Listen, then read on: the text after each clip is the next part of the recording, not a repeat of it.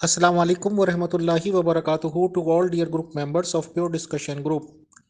آج ہم ایک بار پھر سے استقبال کرتے ہیں، ویلکم کہتے ہیں محترم شاہد عزیز صاحب کو ایک اور پروگرام کے لیے۔ اور آج کا پروگرام ہے مرزا صاحب کی کتب کے حوالہ جات۔ تو آج کا موضوع ہے کہ قادیانی عقائد انہی کی کتابوں میں سے، اس لیے کہ ظاہر ہے کہ ہر انسان جو ہے اس کے عقائد جو ہے سب سے زیادہ مستند طرح۔ تو یہ موضوع میرے ذہن میں اس طرح آیا کہ حضرت مولانا عبد الرحمن مصری صاحب جب لاہور تشریف لائے ربوہ چھوڑ کر، تو حضرت ڈاکٹر علا بگ صاحب سے ان کی ملاقات ہوئی۔ تو ڈاکٹر صاحب نے پوچھا کہ مصری صاحب آپ ربوہ چھوڑ کے تو آ گئے ہیں، خلیفہ صاحب پر جو کچھ الزامات لگے ہیں ان کی وجہ سے، لیکن آپ نے کیا کبھی عقائد پر تو مصری صاحب جو تھے بڑے ناراض ہو گئے۔ تو وہ کہنے لگے میرے عقائد تو وہی ہیں جو ربوہ میں تھے۔ تو حضرت ڈاکٹر صاحب نے فرمایا کہ میں یہ نہیں کہہ رہا آپ اپنے عقائد بدلیں، میں تو یہ کہہ رہا ہوں کہ آپ اس فضا سے نکل آئے ہیں، تو اب آپ جو ہے کھلی نظر سے خود حضرت صاحب کی کتابوں وغیرہ چیزوں کا جو ہے مطالعہ کریں۔ تو کچھ عرصہ مصری صاحب نے وہ مطالعہ کیا، اور پھر انہوں نے اپنا بیعت کر کے جماعت احمدیہ لاہور میں شمولیت جو ہے وہ اختیار کر۔ تو یہ اپنی نوعیت کا ایک واقعہ نہیں، تو میرے ساتھ 2-3 دفعہ اسی طرح ہو چکا ہے۔ تو جو میں واقعات آپ کی خدمت میں پیش کرتا ہوں، پہلا واقعہ یہ ہے کہ جب لندن سے جماعت قادیان جو ہے انہوں نے حضرت صاحب کی ساری کتابوں کا مکمل سیٹ چھپوایا روحانی خزائن کے نام سے، تو میں نے انہیں فون کیا کہ جی ایک سیٹ میں بھی خریدنا چاہتا ہوں، تو آپ مجھے بھیج دیں۔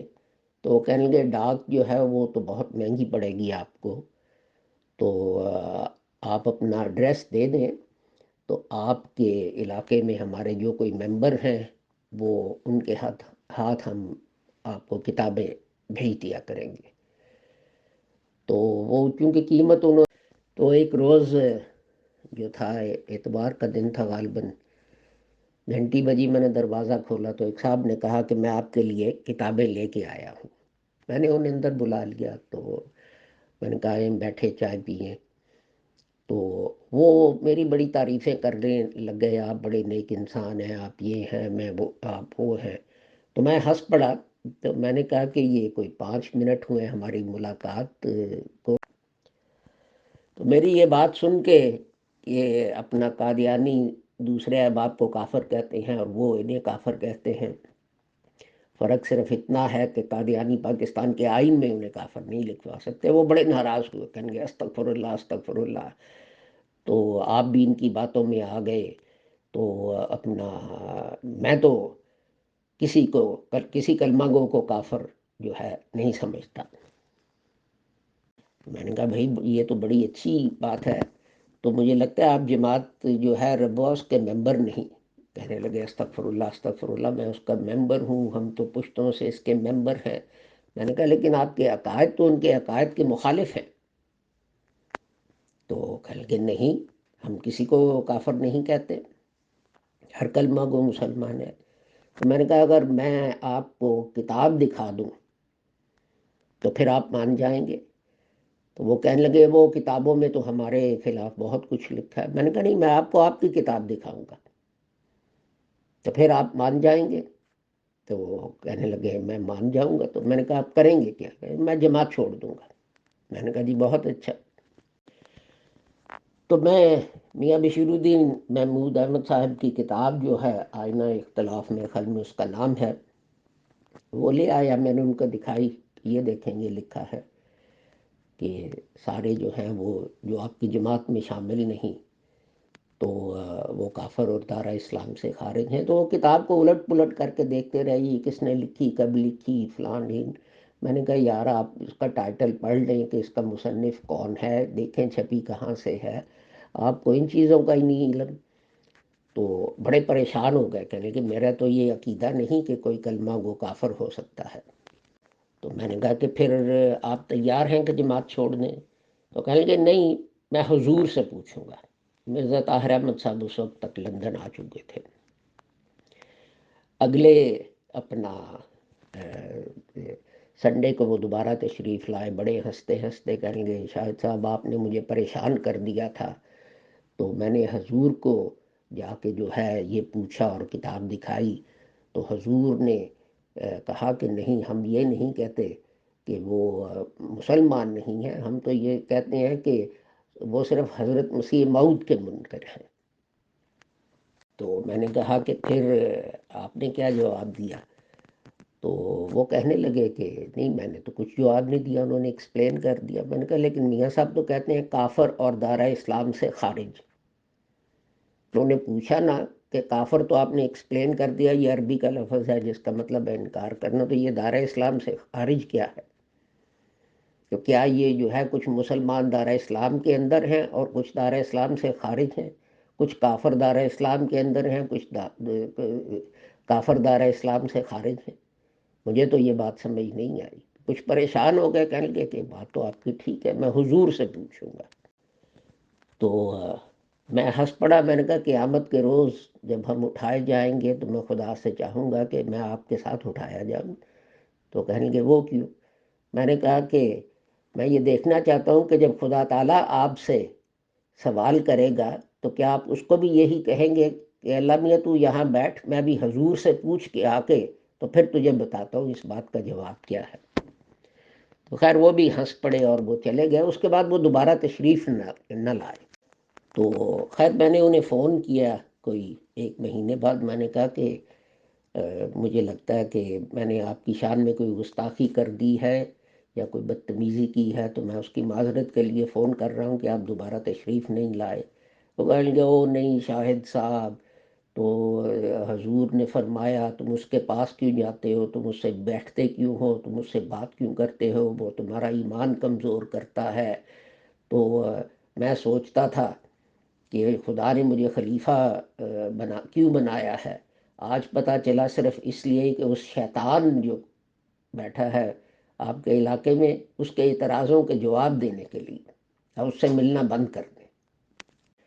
میں نے عرض کیا کہ جناب ایگریمنٹ تو یہ تھا کہ میں نے ثابت کر دیا کہ آپ کے یہ عقائد ہیں کہ کلمہ پڑھنے کے باوجود انسان کافر کا کافر رہتا ہے، تو آپ جماعت چھوڑ دیں گے، تو پھر اب آپ کیا کریں گے؟ کچھ خاموش ہو گئے، پھر کہنے کہ بس جماعت تو میں نہیں چھوڑتا، میں آپ کو چھوڑ دوں گا، اب میں آپ سے نہیں ملا کروں گا۔ تو کہنے کا مطلب ہے کہ قادیانی جماعت کے لوگ جو ہیں خود انہیں پتہ نہیں کہ ہمارے عقائد کیا ہیں۔ ایک خلیفہ صاحب کچھ کہتے ہیں، دوسرے کچھ کہتے ہیں، یہ جو ہیں اپنا سر دھنتے رہتے ہیں اور اس کے بعد اٹھ کے گھر چلے آتے ہیں۔ ایک اور واقعہ تھا کہ ایک خاتون جو اب ملیشیا میں ہیں، وہ ربا میں رہتی تھیں اور کافی ان کے پاس عہدے وغیرہ بھی تھے لجنا کی، یہ ان کے متعلق ہے۔ ان کا یہ میں ڈیٹیل نہیں بتاتا کہ کہیں پتہ نہ لگ جائے کہ یہ کون ہے خاتون۔ بہرحال ان کا رشتہ جو ہے وہ اپنا ربا میں کوئی ہیں ان کے انچارج صاحب، انہوں نے کہیں کروایا، تو اس خاتون نے انکار کر دیا۔ تو کہا کہ جناب آپ اپنے رشتہ دار سے میرا رشتہ کروا رہے ہیں، تو لیکن وہ آدمی جو ہے وہ تو سخت گنڈا اور بدماش ہے اور اس نے قتل کیے ہوئے ہیں، میں اس سے شادی نہیں کروں گی۔ تو جب اس خاتون نے یہ کہا، طرح طرح کے ساری فیملی کو تنگ کرنا شروع کر دیا۔ وہ بہت پریشان ہوئیں، تو پھر انہوں نے سوچا کہ یہاں سے نکل جائیں۔ تو وہ ویزے ٹکٹ وغیرہ کے سلسلے میں ربا سے لاہور آئیں، تو ایک لاہوری ایم ڈی سے ان کی ملاقات ہو گئی۔ تو ان صاحب نے کہا کہ آپ جو ہیں ہماری کتابیں پڑھ کے تو دیکھیں۔ انہوں نے کچھ کتابیں وغیرہ دیں، تو اس خاتون نے پڑھیں، تو جب وہ واپس ربوے گئیں تو انہوں نے کچھ سوال لکھ کے بھیجے جو کوئی انچارج صاحب ہے وہاں، تو بہرحال ان کو کوئی جواب نہ آیا، لیکن بعد میں پتہ یہ چلا کہ ان کا پیچھا کرنا شروع کر دیا، ان کو فون کال جو ہیں آنی شروع ہو گئیں، بڑی گندی قسم کی، جن کا میں تفصیل میں نہیں جانا چاہتا، وغیرہ وغیرہ۔ تو کچھ عرصہ بعد وہ ساری فیملی جو تھی ملیشیا میں چلی گئی، تو وہاں سے اس خاتون نے خلیفہ صاحب کو خط لکھا اور اس میں سارے حالات جو تھے وہ بیان کیے کہ کیا ہے کیا نہیں۔ ملیشیا کا بھی انہوں نے بتایا کہ بہت برا حال ہے، ممبروں کو بلیک میل کیا جا رہا ہے، وغیرہ وغیرہ، یہ وہ، اور آپ کے علم میں یہ باتیں نہیں۔ تو میں نے کہا کہ میں آپ کو بتاتی ہوں تو آپ ضرور کوئی ایکشن لیں گے۔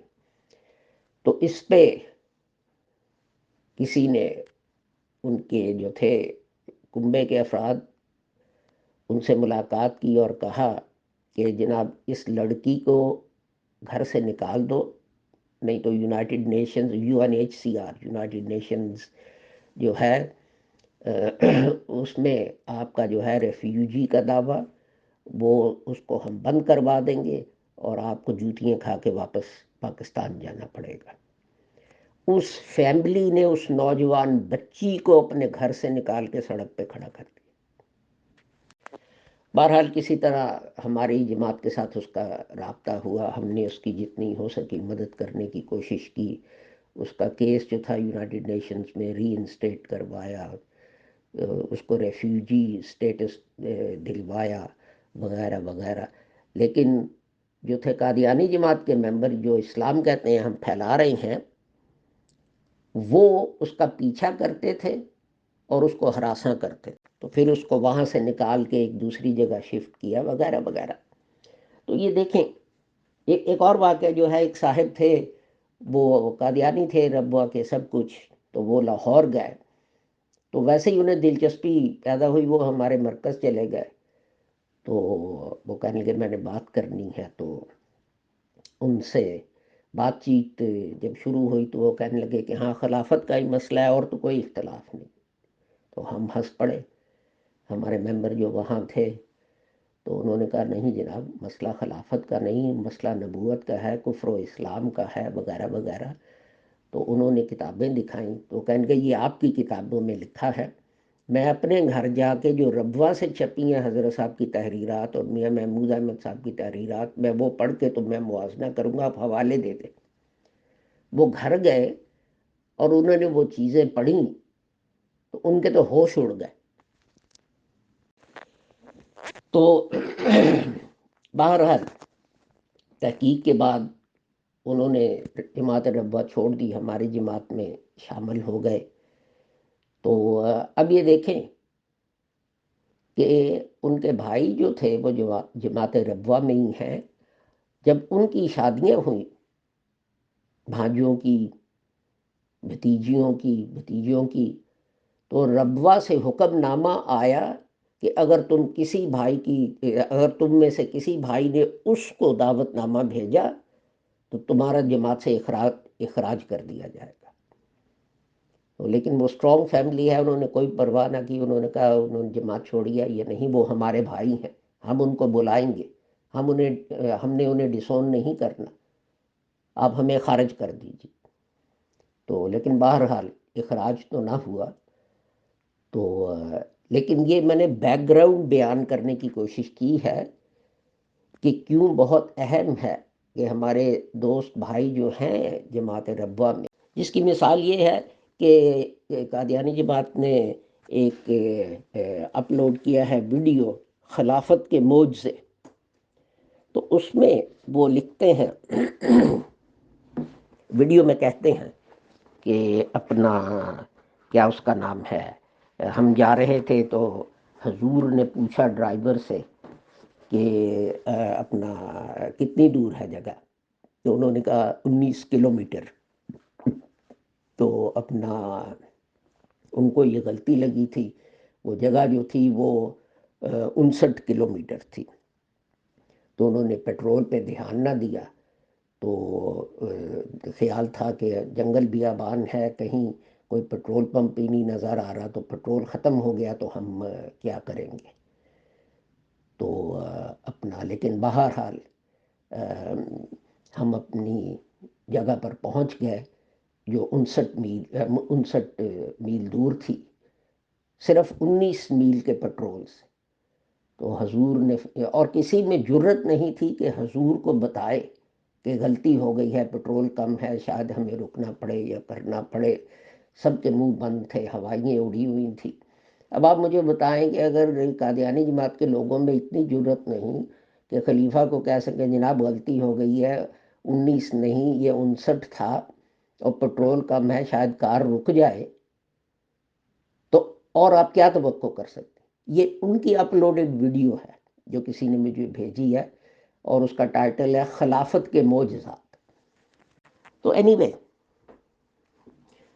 یہ میں اس کے ساتھ میں یہ شروع کرتا ہوں کہ جو جھگڑا شروع ہوا وہ ہوا اس کتاب سے جو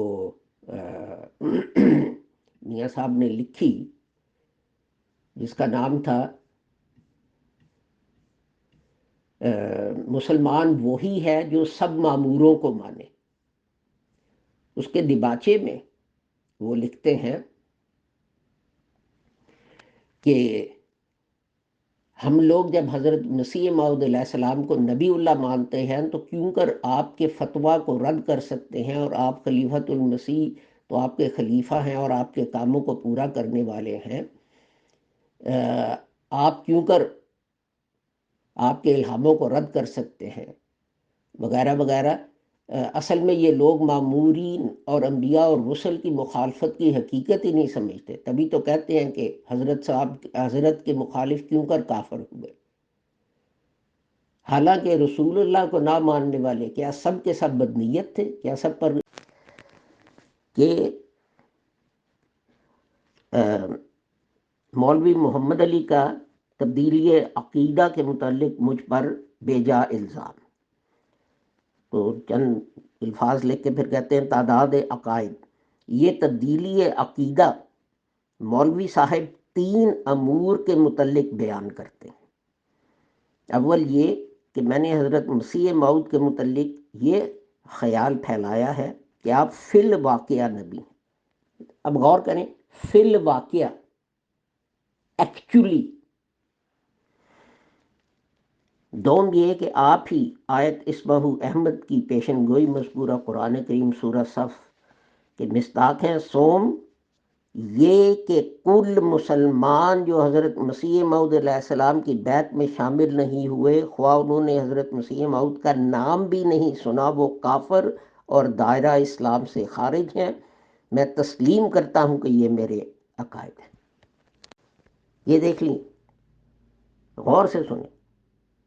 کل مسلمان جو حضرت مسیح موعود کی بیعت میں شامل نہیں ہوئے، خواہ انہوں نے نام بھی نہیں سنا، وہ کافر اور دائرہ اسلام سے خارج ہیں. یعنی دونوں چیزیں، کافر بھی اور دائرہ اسلام سے خارج بھی. تو اپنا دوسری کتابوں میں جو ہے وہ بھی میاں صاحب جو ہے انہوں نے اس طرح کی باتیں جو ہیں وہ لکھی ہیں. تو مثلا ایک اور کتاب ہے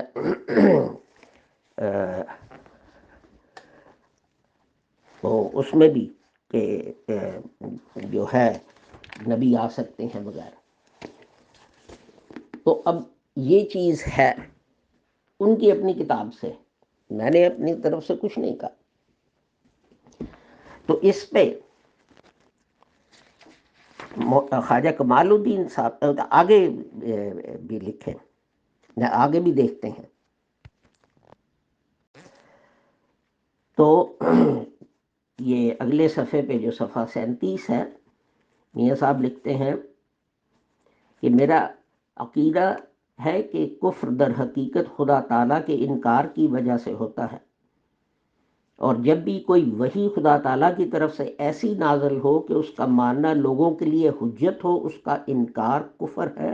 اور کیونکہ وحی کو انسان تبھی مان سکتا ہے کہ جب وہی لانے والے پر ایمان لائے، اس لیے وہی لانے والے پر ایمان بھی ضروری ہے، اور جو نہ مانے وہ کافر ہے، اس وجہ سے نہیں کہ وہ زید یا بکر کو نہیں مانتا، بلکہ اس وجہ سے کہ اس کے نہ ماننے کے نتیجہ میں اسے خدا کے کلام کا بھی انکار کرنا پڑتا ہے۔ آگے لکھتے ہیں، میرے نزدیک چونکہ میرے نزدیک ایسی وہی جس کا ماننا تمام بنی نوع انسان پر فرض کیا گیا ہے، حضرت مسیح موعود پر ہوئی ہے، اس لیے میرے نزدیک بموجب تعلیم قرآن کریم کے ان کے نہ ماننے والے کافر ہوں، خواہ وہ باقی سب صداقتوں کو مانتے ہیں۔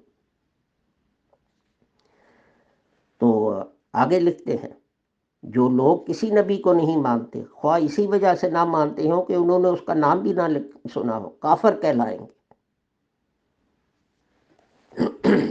تو دیکھیں کس طرح سختی سے میاں صاحب جو ہیں وہ غیر احمدی احباب کے متعلق یہ کہہ رہے ہیں۔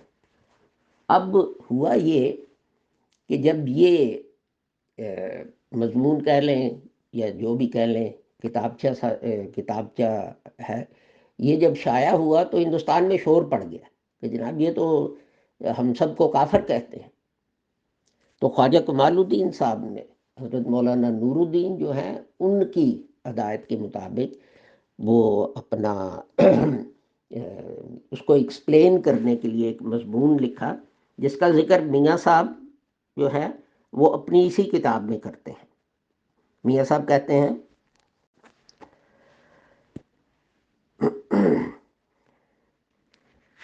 پانچواں قابل توجہ امر جو مولوی صاحب نے تاریخ اختلافات سلسلہ میں لکھا ہے، یہ ہے کہ جب ظہیر الدین اپنے عقائد پھیلا رہا تھا، اس وقت میں نے حضرت مسیح موعود کی بیعت نہ کرنے والوں کے کفر کا مسئلہ چھوڑ دیا، وغیرہ وغیرہ۔ تو آگے وہ لکھتے ہیں کہ خواجہ کمال الدین جو ہے انہوں نے اس کو ایکسپلین کرنے کی کوشش کی۔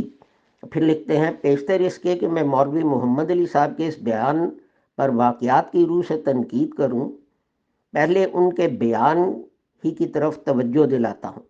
مولوی محمد علی صاحب نے خواجہ کمال الدین صاحب کے مضمون کا جو خلاصہ دیا ہے وہ ایسا بے معنی ہے کہ ہر ایک عقل مند اسے پڑھ کر حیران ہوتا ہوگا کہ اس فکرہ کی کیا معنی ہو سکتے ہیں کہ جو شخص حضرت مسیح موعود کو نہیں مانتا وہ آپ کو نہیں مانتا۔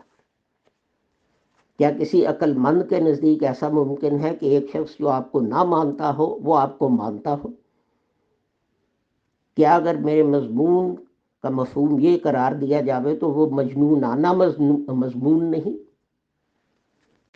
اب جماعت قادیان کہتی ہے کہ ہم جب دوسرے کلمہ گو جو ہیں انہیں کافر کہتے ہیں تو ہمارا صرف یہ مطلب ہے کہ وہ حضرت مسیح موعود کو نہیں مانتے،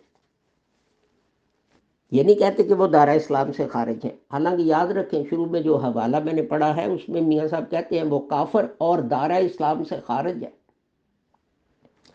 لیکن یہاں میاں صاحب جو ہیں اس ایکسپلینیشن کو جب جو مرزا طاہر احمد صاحب جو تھے اور دوسرے جو ہیں لوگ اب دیتے ہیں، اس کو خود ریجیکٹ کر رہے ہیں، آتھر ریجیکٹ کر رہا ہے،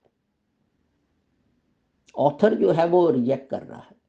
اور اسی بحث کی وجہ سے مرزا طاہر احمد صاحب نے اعلان کیا تھا کہ کوئی جو ہے جماعت ربوہ کا ممبر وہ نہ شاہد عزیز سے ملے، نہ اس کا کوئی مضمون پڑھے، نہ اس سے کوئی بات کرے، نہ اس سے کوئی بحث کرے۔ تو خواجہ صاحب نے جو جواب دیا تھا، جس کو کاؤنٹر سائن کیا تھا اپنا حضرت مولانا نور الدین نے، اس کے متعلق میاں صاحب لکھتے ہیں کہ خواجہ صاحب نے پیچ دار عبارت سے کام لینا چاہا ہے، ورنہ وہ صاف طور پر اعلان کرتے کہ غیر احمدی مسلمان ہیں۔ آگے سنیں، میری زندگی میں میرے مضمون کے معنی کرنے کا ان کو کیا حق؟ اگر اس کے متعلق کوئی غلط فہمی تھی تو وہ مجھ سے دریافت کر لیتے۔ یعنی یہ کہ میں نے مضمون لکھا کہ غیر احمدی جو ہیں وہ کافر ہیں، تو خواجہ صاحب نے اس کو یہ کہہ کر ایکسپلین کرنے کی کیوں کوشش کی کہ وہ جو ہیں صرف حضرت مسیح موعود جو ہیں ان کے منکر ہیں، یہ نہیں کہ وہ مسلمان نہیں.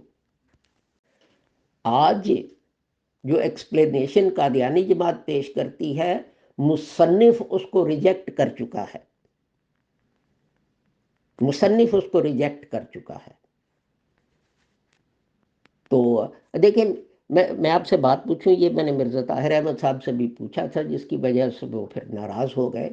میں نے کہا جناب میاں صاحب جو ہیں وہ تو آپ نے یہ ایکسپلینیشن دیا ہے لفظ کفر کے استعمال کا کہ وہ مسلمان ہیں لیکن وہ منکر ہیں مسیح موعود کے، یہ نہیں کہ وہ مسلمان نہیں. میں نے کہا یہی ایکسپلینیشن اس مضمون کا خواجہ کمال الدین صاحب نے دیا تھا، اس ایکسپلینیشن کو میاں محمود احمد صاحب نے ریجیکٹ کر دیا. میں نے مرزا طاہر احمد صاحب کو ڈائریکٹلی نہیں، کسی کے ذریعے پیغام بھجوایا کہ جناب آپ تو کہتے ہیں مذہبی معاملات میں خلیفہ غلطی نہیں کر سکتا. اب یہ ایک میاں صاحب خلیفہ ہیں تھے، ایک آپ خلیفہ ہیں، دونوں متضاد مذہبی باتیں کر رہے ہیں، اب کس کی بات مانی جائے گی؟ یہ ایکسپلین کرے نا ذرا. کہ آتھر تو آپ کا جو ہے ریجیکٹ کر رہا ہے ایکسپلینیشن. تو اب آپ بتائیں کہ جو آپ کی جماعت میں شامل نہیں، جو کلمہ پڑھتے ہیں، جو نمازیں پڑھتے ہیں، جو روزے رکھتے ہیں، جو زکوٰۃ دیتے ہیں، کیا وہ دار اسلام میں شامل ہیں یا نہیں؟ تو اسی وجہ سے پھر اپنا وہ ناراض ہو کے تو انہوں نے کہا کہ اس کے ساتھ کوئی جو ہے نہ بات کیا کرے نہ کچھ کیا کرے. تو یہ جو ہے اپنا، میں نے جماعت قادیان جو ہے ان کی کتابوں سے آپ کو یہ چیزیں جو ہیں وہ دکھائی ہے. دیکھیے میں ایک اور چیز پیش کرتا ہوں آپ کی خدمت میں، اور وہ یہ ان کی ہسٹری کی کتاب ہے، تاریخ احمدیت جلد 100. تو اس میں صفحہ نمبر جو ہے 570 اس کی عبارت ہے، ذرا سنیں. حضرت صاحب جو ہے ان کی تدفین کے متعلق ہے. سب ہیڈنگ ہے مزار مبارک کتبہ اور 4 دیواری. حضرت اقدس یعنی حضرت مرزا غلام احمد صاحب کا مزار مبارک بالکل کچا رکھا گیا. محض شناخت کے لیے قبر کے سرحانے چونے کی دیوار پر سیاہی سے عارضی طور پر یہ لفظ لکھ دیے گئے: جناب مرزا غلام احمد صاحب قادیانی، رئیس قادیان، مسیح موعود و مجدد صدی 4 دہم، تاریخ وفات 26 مئی 1908. یہ کتبہ مولانا نور الدین نے لگوایا تھا. یہ سال ہر سال تک، یہ میرے خیال میں 1936 تک یہ لگا رہا، اور کسی نے اعتراض نہ کیا کہ جناب یہاں مجدد کیوں لکھا ہے، وہ تو نبی تھے. لیکن جب ہم نے یہ پوائنٹ اٹھایا تو پھر وہ کتبہ جو تھا وہ بدل دیا، اور نہ صرف کتبہ بدل دیا بلکہ الفاظ بھی بدل دیے، اور کہا کہ جناب یہ بارشوں کی وجہ سے سیاہی جو تھی وہ دھل گئی تھی، تو اس لیے ہم نے نیا کتبہ لگایا. لیکن آپ نے کتبے کی عبارت کیوں چینج کر دی؟ یہ ایکسپلین کریں نا. وہ تو مولانا نور الدین نے اپنے دستخطوں سے اپروو کی تھی، وہ آپ نے کیوں چینج کر دی؟ اور اس میں مجدد کے الفاظ جو ہیں وہ اڑا کیوں دیے؟ تو یہ باتیں جو ہے یہ ایکسپلین تو کرنی چاہیے نا. کہ اپنا میاں صاحب جو ہیں، میں اب سناتا ہوں آپ کو ان کا خط. یہ اخبار البدر میں 6 اپریل 1911 کو چھپا. اس میں میاں صاحب لکھتے ہیں: لوگوں کی عقلوں کو کیا ہوا کہ وہ اس آیت پر غور نہیں کرتے اور دنیا میں اس معمور اور مجدد کو تلاش نہیں کرتے جس کے انکار کی وجہ سے اس قدر ہلاکت دنیا پر آ رہی ہے. بس کیوں لوگ اپنی جانوں پر رحم نہیں کرتے؟ اور اس صدی کے مجدد کو تلاش نہیں کرتے۔ کیا وجہ ہے کہ پہلے زمانوں میں تو اللہ تعالیٰ لوگوں کی گمراہی کے وقت مامور بھیجتا تھا، لیکن اب نہیں بھیجتا۔ کیا اللہ تعالیٰ کا رسول اللہ صلی اللہ علیہ وآلہ وسلم سے وعدہ نہ تھا کہ ہر صدی کے سر پر مجدد آیا کریں گے؟ پھر اس صدی کے سر پر کیوں کوئی مجدد نہ آیا؟ میاں صاحب نے اپنا جو ہے کہاں گیا، ایک منٹ ٹھہر جائیے، میں غلط چیز پڑھنے لگا تھا۔ یہ ہے، میاں صاحب نے ایک کتاب لکھی تحفۃ الملوک، تو مجھے اس کی ایگزیکٹ ڈیٹ نہیں ملی، لیکن یہ اپنا ایکچولی ان کے فوراً بعد تھی، خلیفہ بننے کے بعد آپ نے لکھی تھی، اور اس میں آپ نے جو تھے نظام حیدرآباد ان کو دعوت دی تھی کہ اپنا وہ جماعت احمدیہ میں شامل ہو جائے۔ تو اب یہ ہے تحفۃ الملوک، صفحہ 84۔ میاں صاحب لکھتے ہیں کہ اپنا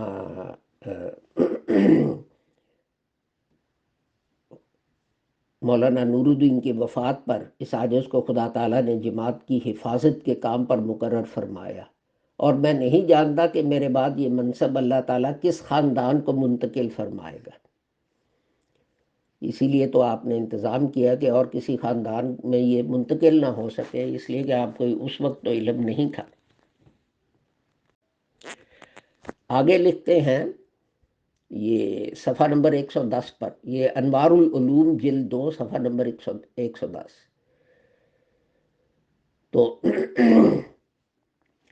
حضرت فرماتے ہیں، ان اللہ یبعث لہذہ الامۃ علی رأس کل مائۃ سنۃ من یجدد لہا دینہا۔ یہ کچھ چھوٹا خط ہے تو پڑھنا مشکل ہے، لیکن بہرحال یہ اسے کہتے ہیں حدیث مجدد۔ آگے ترجمہ دیتے ہیں، اللہ تعالیٰ اس امت میں ہر صدی کے سر پر ایک ایسا انسان مبعوث فرمائے گا جو دین اسلام کی تجدید کرے گا۔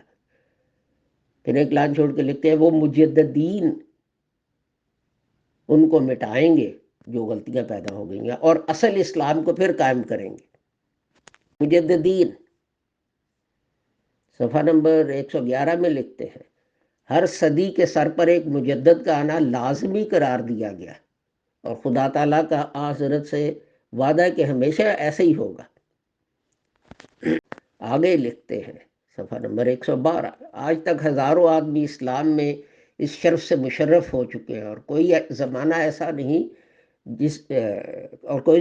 نہیں گزرا جس میں الہام الہی کے مدعی مسلمانوں میں موجود نہ ہو۔ آگے کہتے ہیں کہ پھر لوگوں کے ناموں کا ذکر کرتے ہیں کہ وہ کون کون ہیں، اور خدا تعالیٰ جو ہے ان سے کرتا ہے۔ پھر آگے صفحہ نمبر 113 پہ لکھتے ہیں، خدا تعالیٰ کا حضرت سے وعدہ ہے کہ کم سے کم ہر صدی کے سر پر تو ایک انسان ضرور بھیجا جائے گا جو تجدید دین کا کام کرے گا۔ اسی صفحے کے اینڈ پہ لکھتے ہیں، جب یہ ثابت ہو گیا کہ اسلام ایک زندہ مذہب ہے اور اسلام میں ہر صدی کے سر پر ایک مجدد کا آنا ضروری ہے، تو اب یہ سوال پیدا ہوتا ہے کہ وہ مجدد کہاں ہے جو اس صدی کے سر پر خدا تعالیٰ کی طرف سے مبعوث ہوا۔ اور آگے لکھتے ہیں کہ اس صدی کے سر پر ایک عظیم الشان انسان مبعوث کیا ہے جو اپنی شان میں پہلے تمام مجددین سے اعلیٰ اور عرفہ ہے، اور اس کا نام مرزا غلام احمد صاحب قادیانی ہے، جن کو اللہ تعالیٰ نے مسیح موعود اور مہدی کا درجہ عطا فرما کر دنیا میں بھیجا۔ تو اس کتاب کے صفحوں پہ صفحے جو ہیں ان میں لکھا ہے، بار بار یہ ریپیٹ کیا ہے۔ صفحہ نمبر 120 پہ لکھتے ہیں، اس صدی کا مجدد کون سا ہے اسے ہمارے سامنے پیش کرو، کیونکہ تمہارے ساتھ وعدہ ہے کہ ہر صدی کے سر پر مجدد آئیں گے۔ اسی صفحے پر آگے میاں صاحب لکھتے ہیں، جماعت احمدیہ اس اعتراض کو کہ مجدد کہاں ہے، جماعت احمدی جماعت اس جماعت کو فوراً رد کر سکتی ہے اور کہہ سکتی ہے کہ اللہ تعالیٰ کے فضل سے یہ صدی بھی مجدد سے خالی نہیں گی، اور اس زمانہ میں معمولی مجدد نہیں بلکہ مسیح موعود کو بھیج کر اسلام کو مضبوط کی۔ آگے لکھتے ہیں، اور یہ کہ مجدد کی بعثت کا وقت صدی کا سر ہوتا ہے جب حضرت صاحب نے دعویٰ کیا۔ پوری کتاب میں دیکھ لیں، میں نے کئی صفحے جو ہیں وہ پڑھ کے آپ کو سنائے ہیں، مجدد مجدد مجدد مجدد۔ تو لیکن یہ جو ہے اب اس کے بعد کیا ہوا کہ جناب عقائد جو تھے وہ بدل گئے، اور مجددیت جو ہے اپنی خلافت کے لیے اپنا وہ نبوت بن گئی، اس لیے کہ خلافت منہاج النبوت جو قائم کرنی تھی، جب تک خلافت نہ قائم کی جاتی تو وہ کیسے ہوتی؟ حقیقت النبوت حصہ اول، یہ لکھتے ہیں کہاں گیا، حضرت صلی اللہ علیہ وآلہ وسلم کی اطاعت سے باہر ہو کر نبوت کا دعویٰ کیا یا نبوت پائی، اس لیے آپ بھی لوگوں کو سمجھانے کے لیے اپنی نبوت کی قسم جو تھی وہ بتا دیتے، یعنی نبی تھے۔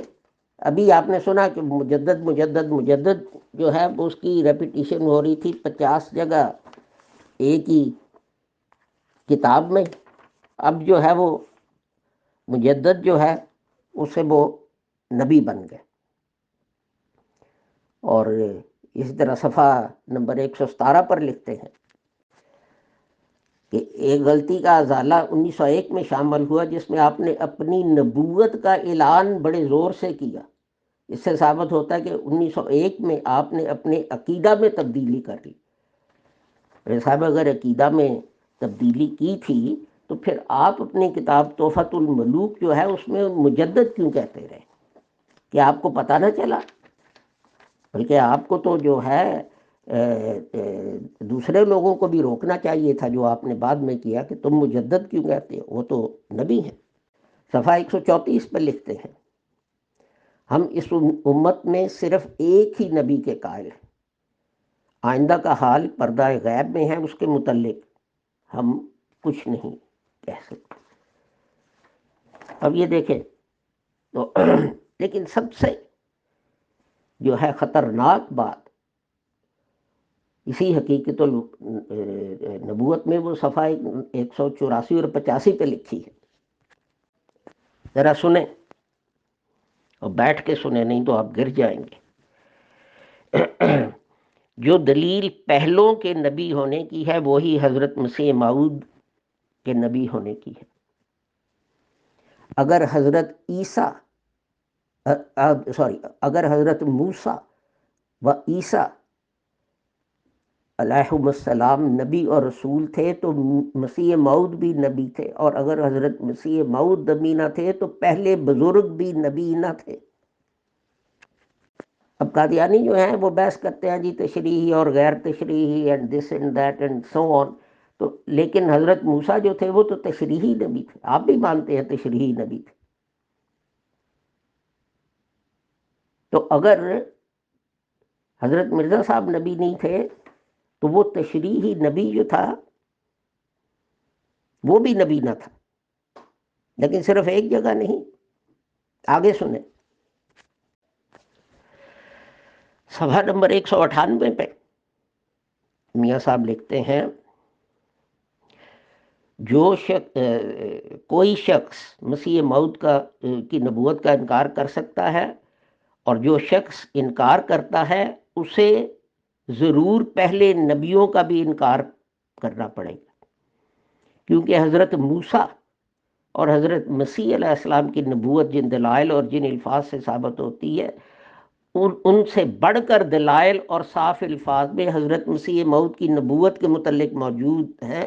ان کے ہوتے ہوئے اگر مسیح موعود نبی نہیں تو دنیا میں آج تک کوئی نبی ہوا ہی نہیں۔ سنا آپ نے کہ اگر حضرت مسیح موعود جو ہیں نبی نہیں، یہ میاں صاحب کے الفاظ ہیں، میرے نہیں، صفحہ نمبر 198 حقیقت النبوت، اگر مسیح موعود نبی نہیں تو دنیا میں آج تک کبھی کوئی نبی ہوا ہی نہیں۔ اس میں کون شامل؟ نعوذ باللہ نعوذ باللہ، حضرت محمد مصطفیٰ صلی اللہ علیہ وآلہ وسلم بھی اس میں شامل ہے، اس میں حضرت موسیٰ بھی شامل ہے۔ موسیٰ کا تو انہوں نے خود ہی لکھ دیا کہ وہ اس میں شامل ہے۔ تو کس کس بات پہ رویا جائے بتائیں؟ نظام حیدرآباد کو لکھتے ہیں مجدد مجدد مجدد، اور یہاں یہ دیکھیں حضرت مرزا غلام احمد صاحب جو ہیں ان کو حضرت موسیٰ کے برابر قرار دے رہے ہیں۔ یہ ہے کون سی کتاب ہے؟ اتنی کتابیں اوپر نیچے پڑی ہیں، انوار خلافت، اس میں لکھتے ہیں اگر میری گردن کے دونوں طرف تلوار بھی رکھ دی جائے اور مجھے کہا جائے کہ تم یہ کہو کہ حضرت صلی اللہ علیہ وآلہ وسلم کے بعد کوئی نبی نہیں آئے گا، تو میں اسے کہوں گا تو جھوٹا ہے، کذاب ہے، آپ کے بعد نبی آ سکتے ہیں، ضرور آ سکتے ہیں۔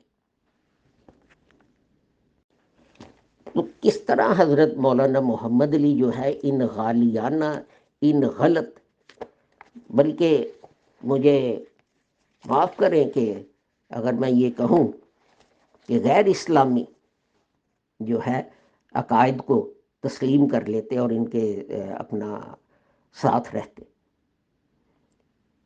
یہ صفحہ نمبر 90 پہ لکھتے ہیں انوار خلافت کو، ہمارا یہ فرض ہے کہ ہم غیر احمدیوں کو مسلمان نہ سمجھیں، کیونکہ ہمارے نزدیک وہ خدا تعالیٰ کے ایک نبی کے منکر ہیں۔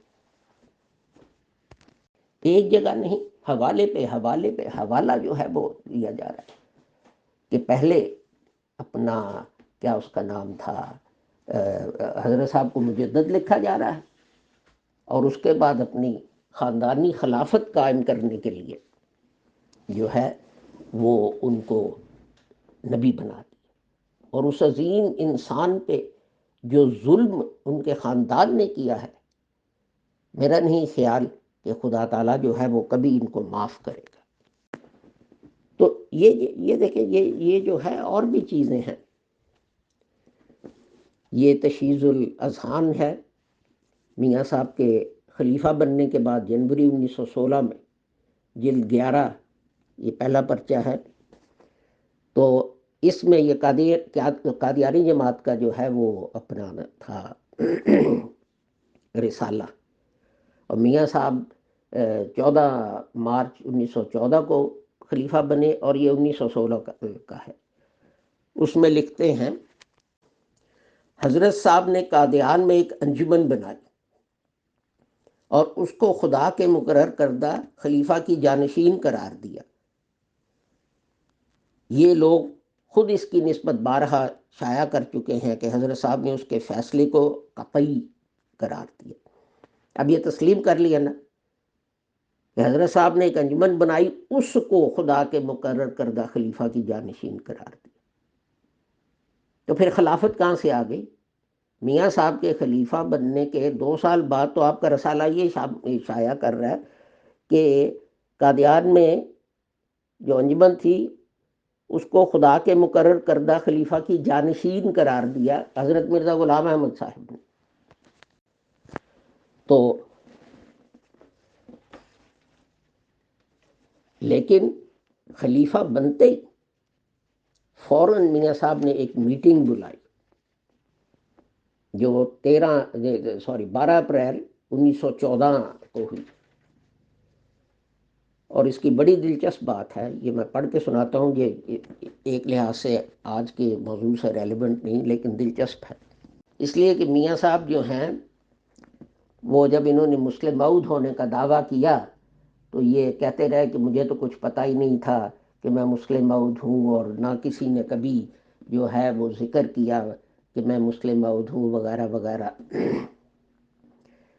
یہ اس میٹنگ کی جو ہے پروسیڈنگز مختصر رویدات، یہ کتاب میں خیال میں شاید منصب خلافت اس کا نام ہے. ایک سیکنڈ، ہاں، منصب خلافت، یہ اس کے صفحہ نمبر 55 پر ہے. تو اس میں لکھا ہے، سب سے پہلے میر قاسم علی صاحب ایڈیٹر الحق دہلی نے پیر منظور محمد صاحب کا مضمون سنایا، جس میں روز روشن کی طرح ثابت کیا گیا کہ مسیح موعود علیہ السلام کی پیشن گوئی 12 مسلم موعود سیدنا حضرت صاحبزادہ مرزا بشیر الدین محمود احمد ثانی کی ذات میں پوری ہوئی. یہ مضمون تشہیز الاذان بابت ماب مئی 1914 میں چھپ چکا ہے، اور سالہ سال بعد 1947 میں یا انہی دنوں میں میاں صاحب نے کہا جی میرے سامنے تو کبھی کسی نے کہا ہی نہیں تھا، میں نے تو سنا ہی نہیں تھا، یہ تو اچانک ہو گیا ہے اب، اور میں حیران پریشان رہ گیا، اور وغیرہ وغیرہ. بہرحال یہ سن لیں ریزولوشن جو پاس ہوئے.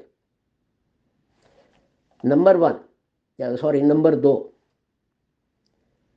قواعد صدر انجمن کی دفعہ 18 میں یہ الفاظ حضرت مسیح موعود علیہ السلام کاٹ کر ان کی جگہ الفاظ حضرت خلیفۃ المسیح مرزا بشیر الدین محمود احمد صاحب ثانی درج کیے جائیں. یعنی الوصیت میں جہاں حضرت مرزا غلام احمد صاحب کا نام تھا، تو یہ دیکھیں کہ اس کے علاوہ کہ حضرت مسیح موعود کا نام کاٹ کے میاں صاحب کا نام لکھ دیا جائے. یہ دوسرا ریزولوشن تھا.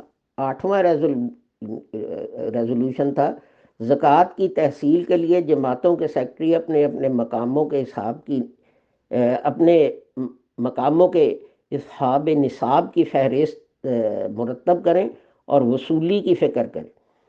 اس مد کا روپیہ اور نیز اشاعت اسلام کا روپیہ حضرت خلیفۃ المسیح کی خدمت میں براہ راست آنا چاہیے. انجمن کے ساتھ اس کا کوئی تعلق نہ ہونا چاہیے. خلافت کیوں ضروری تھی؟ اس لیے ضروری تھی کہ سارے مال متا جو ہے وہ ڈائریکٹلی میاں صاحب کے پاس جائے، انجمن کے پاس جو ہے پیسہ نہ جائے. جس طرح خرچ کریں، جہاں خرچ کریں، کسی کو حساب دیں یا نہ دیں، کوئی بات نہیں. لیکن یہ کہ حضرت صاحب کے زمانے میں اور اس کے بعد بھی مولانا نور الدین کے زمانے میں کوئی خلافت وغیرہ نہ تھی. یہ میاں صاحب کے اپنے الفاظ جو ہیں وہ ہیں. جماعت احمدیہ کا جدید نظام عمل، اس میں لکھتے ہیں میاں صاحب، تو پھر یہ کیوں کہتے ہیں کہ جناب حضرت صاحب نے خلافت قائم کی تھی؟ ایک ریزولوشن خلافت ثانیہ میں پاس کیا گیا، یعنی مولانا نور الدین کے زمانے میں، جس کا مطلب یہ ہے کہ جو خلیفہ کہے گا اسے مجلس مانیں گی، مگر یہ اصولی بات نہیں. اس کا مطلب یہ ہے کہ ایک ممبروں کی جماعت کہتی ہے میں ایسا کروں گی، لیکن جو جماعت یہ کہہ سکتی ہے وہ یہ بھی کہہ سکتی ہے کہ میں ایسا نہ کروں گی. کیونکہ جو انجمن یہ پاس کر سکتی ہے کہ ہم خلیفہ کی ہر بات مانیں گے، وہی اگر 10 سال بعد یہ کہے کہ نہیں مانیں گے، تو انجمن کے قانون کے لحاظ سے وہ ایسا کہہ سکتی ہے. یا پھر اگر انجمن یہ کہے کہ اس خلیفہ کی بات مانیں گے لیکن دوسرے کی نہیں مانیں گے، تو بھی وہ اپنے قواعد کے لحاظ سے حق بجانب ہوگی. یہی انجمن نے کیا. انہوں نے کہا جناب مولانا نور الدین ایک بے نفس انسان تھا، ہم نے کہا ہم ان کا حکم مانیں گے، لیکن ہم میاں محمود احمد صاحب کا حکم نہیں مانیں گے. اب میاں صاحب کہہ رہے ہیں کہ ان کو حق تھا کہ وہ یہ کرتے، یہ دیکھ لیں.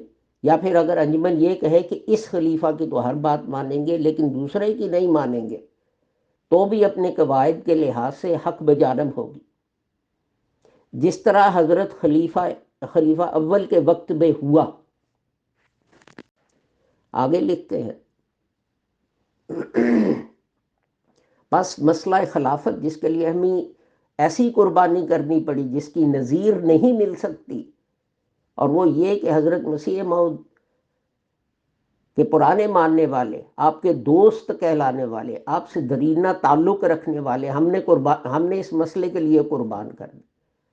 اگر ان میں اور ہم میں یہ دینی اختلاف نہ ہوتا تو وہ ہمیں اپنی اولاد سے زیادہ عزیز تھے، اپنے عزیزوں سے زیادہ پیارے تھے،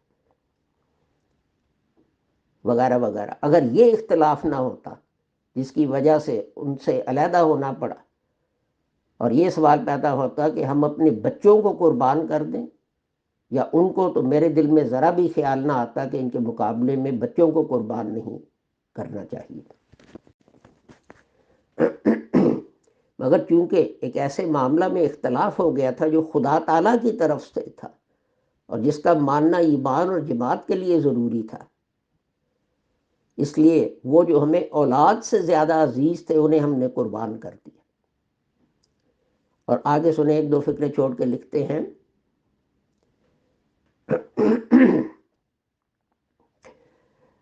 اگر اتنی قربانی کے بعد بھی سلسلہ کی حالت غیر محفوظ ہو، یعنی چند لوگوں کے رحم پر ہو جو اگر چاہیں کہ خلافت کا انتظام قائم رہے تو قائم رہے، اور اگر نہ چاہیں تو نہ رہے، یہ گوارا نہیں کیا جا سکتا۔ آگے سنیں، مسئلہ خلافت جماعت کے بنیادی اصول میں شامل نہ ہونے سے جماعت ایسے خطرات میں رہ سکتی ہے جو مبائن یعنی قادیانی جماعت کو غیر مبائن یعنی لاہوری میں بدل دے، اور 10-11 آدمیوں کے جنبش قلم سے قادیان مان لاہور بن جائے۔ آگے لکھتے ہیں، یہ معاملات ایک ایسی انجمن کے حوالے نہیں کیے جا سکتے جو خواہ مبائن کی انجمن ہی ہو اور خواہ بہترین مخلص ہی اس کے ممبر کیوں نہ ہو۔ تو ان حالات کی وجہ سے میں نے اس مشورہ سے، جو میری خلافت کے زمانے میں سب سے پہلے مسجد مبارک میں ہوا، میں نے ایک ایسی جماعت کی تجویز کی، وغیرہ وغیرہ۔ دیکھ لیں ذرا، یہ الفاظ سنیں اور روئیں۔ مسئلہ خلافت کے جماعت کے بنیادی اصول میں شامل نہ ہونے سے، یہ کس نے شامل نہیں تھا کیا؟ حضرت مرزا غلام احمد صاحب نے۔ اور آپ تو کہتے ہیں کہ حضرت مرزا غلام احمد صاحب نے خلافت بنائی تھی، پھر آپ یہ کیوں کہہ رہے ہیں 1922 میں کہ مسئلہ خلافت جماعت کا بنیادی اصول میں شامل ہی نہیں ہے؟